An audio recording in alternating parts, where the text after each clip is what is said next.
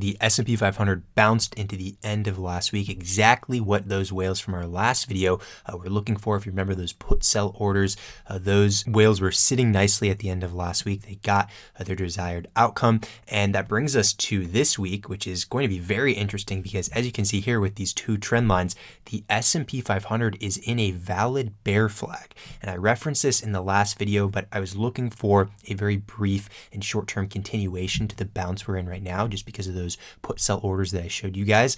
Now that those are mostly off the table, there is a new order that I'll show later in this video, but now that those are mostly off the table, I'm looking to see, will we have a hard rejection at the top end of this bear flag?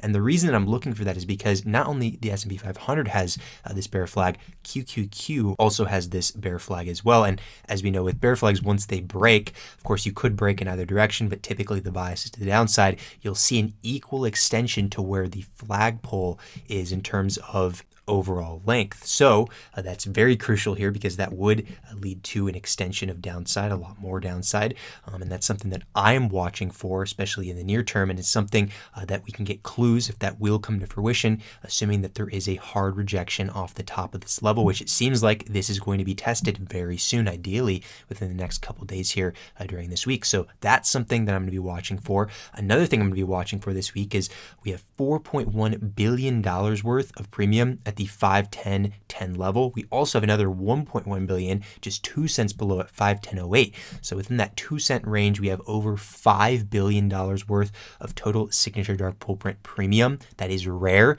So you guys know, if you've been watching these videos enough, anything over 5 billion in premium is definitely significant. You want to mark that on your chart.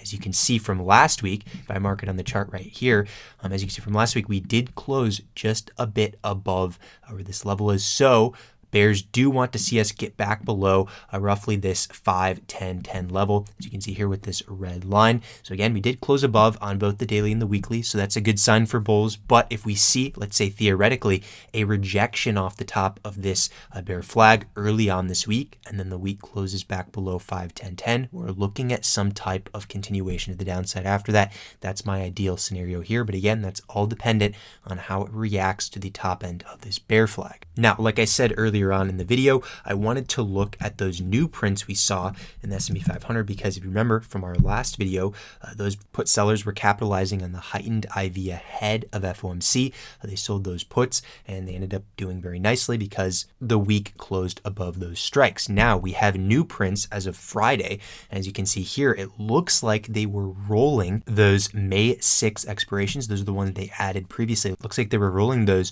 to the May 9th expiration soon after. You can see a very similar contract size between 6,500 and 7,000 for each of these. So it looks like they were rolling these to the May 9th, which would be this upcoming Thursday. And again, their desired outcome is to see the price stay above roughly this 5,000 to 5,015-ish range on the S&P 500. Again, that's just roughly speaking. There are some other factors like the Greeks, as well as the fact that they could just trade these in the short term. But again, for simplicity's sake, they do want to see this stay above around this 5,000 to 5,015 due to the strike being at that level. And there's only a couple days until expiration, so 4 trading days from now, and we are well above that on the S&P 500. You can see here, if you go to just SPX, we're at 5,127. So there'd have to be over a 100-point drop in order for these whales to lose on their position, again, roughly speaking. And one thing I did notice with these prints is not the fact that they wanted to stay above 5,000, which seems like it's going to be very likely to be the case this week, just again, because we are so high above where that price is right now. Even if we saw rejection off the top of the bear flag I referenced earlier in the video, it's still probably going to stay above 5,000 by the end of the week. That's a massive drop that would have to happen for it to get below that level. But the thing that I noticed, and I want to let you guys know, is there's a commonality in terms of the strike that these whales are choosing. You can see previously last week, we saw anything between 5,015 to 5,040 being the strike of choice. And now we're seeing 5,000 to 5,030 being the strikes of choice. That's interesting because you can see over here, and I drew it also last week, there's a valid zone between, again, 5,040 to around 5,000. I'll have to change the color on this because I have it black right now. It's a bit difficult to see.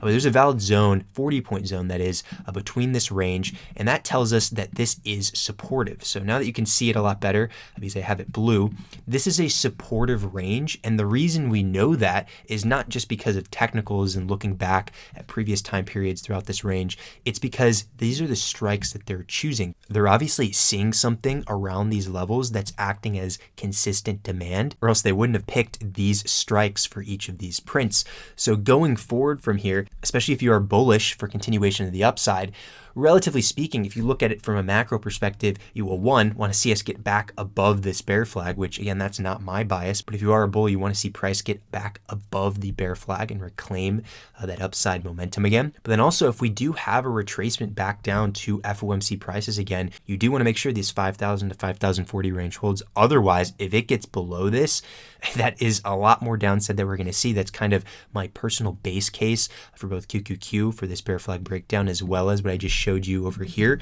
on the S&P 500. What I'm looking for is some type of a retest near the upper end of this bear flag, continuation to the downside after that rejection we have, and then we'll retest ideally this, what happens to be the 500 to 504 range, basically the same as that 5,000 to 5,040 range, and this should break down for more downside. But of course, having a break below this range is going to be everything for confirmation. Not only would that mean we're back below the bear flag, made a new breakdown, but also that mean we're below a valid support range where these bulls from over here clearly see that there's demand, and they continue to sell those puts because they know that that demand is likely to hold within their desired duration of the expiration that they have. So that's just a cool educational lesson of how you can use some of these strikes. It only works if there's a lot of premium behind them and you see consistent orders around a certain strike. It's not like you could just pick out random orders here just because you can see up here like a $1.8 million 5,100 call happened. You can't just say, oh, well, 5,100 is a key level that's going to act as support going forward. Technically, it probably will because it is a whole arbitrary number. Those tend to act as just key psychological levels because us as humans like to use something like 5,000 or a whole number like 5,100 as a key support level. But if you're going to try to use kind of this tactic that I just showed you in this video, you have to see repeat orders one after the other coming through with a lot of premium around a similar strike. That's going to be the best, especially if they are selling to collect premium. Whether this is a directional bet or a hedge, they obviously see that there's demand around this 5,000 to 5,030/40 range, and that's why they chose the strike. They don't just choose the strike randomly, especially when you're using this much capital, multiple millions for these orders. They don't just choose a random strike. They're very thoughtful with what they pick, and this is likely because they see that there is demand around this range for one reason or another. So if you see this again in the future, this is something you can use to identify key demand ranges on the S&P 500 or maybe even a different ticker if you see a similarity there. So that's just something I wanted to briefly share with you. Another thing I want to briefly share with you is gold. And this is one that I haven't really talked about ever on this channel. I have to talk about it now though because, well, one, we had a ton of premium come in last week. You can see here, not only was it multiple millions of premium that happened to be above the ask, it also was for out the money strikes. You can see over here 240, that's quite a bit out the money, and then 225. These are pretty aggressive strikes for gold. Since gold typically doesn't trade that volatile, you can see recently it has been though because we just experienced a key breakout, a very critical breakout that is of this long consolidation that we've had for multiple years. This is actually a cup and handle. If you go back far enough, like to the weekly chart, you can see we have the cup right here and then a very lengthy handle over here followed by the breakout that we just had recently. So this is something that's very strong. It is highly likely to have even more upside from here, which is exactly what these bulls are betting on. It's just a question of, is it going to have some type of a pullback bottom around where it is right now, around 210, or does it want to come back and have a complete retest of the breakout?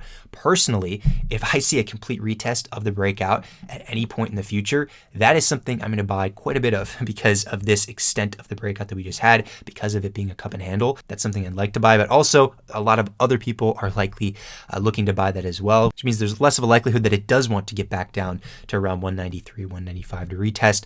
And these pullbacks, like we just saw up here to around 210, are probably going to be getting bought, especially in the near term. And this is what these whales are betting on. So this is a very bullish setup for continuation, like I just said. And a great way to use these prints that we just saw last week to your advantage is to, well, one, see when they did hit the tape. You can see over here the spot price. So around 212 mid to 212 flat, we saw these orders come in. If you go to the 15-minute chart over here, we can see this was just a little bit after we had that intraday pickup after the dump over here. So a valid trade setup based on both the technicals that I just showed you, the fact that we have a major breakout of a cup and handle, so we know momentum is to the bull side, as well as the fact we just had these prints.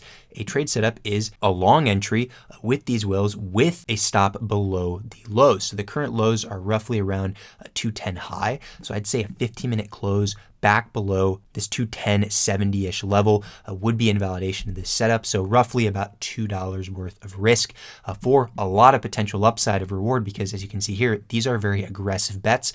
The fact that you got the 240 strike and the 225 strike for both this September expiration as well as July expiration is very bullish. So this is about $2 worth of risk for a lot more reward. I wouldn't target necessarily the exact strikes they have here. They don't have to see these strikes hit for them to be profitable. However, the fact that they're this aggressive means I'd be willing to hold this a lot longer. There's a valid setup for both July and August contracts that can be used here. And you could also see there's a nice pickup candle as well. There's a valid double bottom on the daily. We have the first bottom right here, followed by the second bottom just a couple days later with a nice wick straight under to get picked back up. This is a signal of demand around this 210-ish to 212-ish area. And this is likely to have continuation to the upside. I'd say a nice trims would be around 217-ish. Just because there's a valid resistance up here that it was unable to get back above after this gap down. Trims are good around 217, and then the rest can be held for a potential gap fill in the future around this low 220, where I would take more profits. Personally, I wouldn't hold past 222-ish. There's a lot of supply up here. You can see just based on this hard rejection on this daily candle here, and then multiple wicks on the top of each candle. So that shows that there's a lot of supply around 222, 221-ish. So I wouldn't hold the trade past there. But again, if you're looking at $2 worth of risk for potential of $10 of reward, that's a really good trade setup. That's 1 to 5 risk reward. Plus, you also have the benefit of the whales backing it as well, which is always a great sign to see. So really, as long as we see this current low hold, it's likely to continue up to, again, this 217-ish level, and then some more upside to around the low 220s. And other than that, though, as always, appreciate you guys watching this video, and I will see you next time.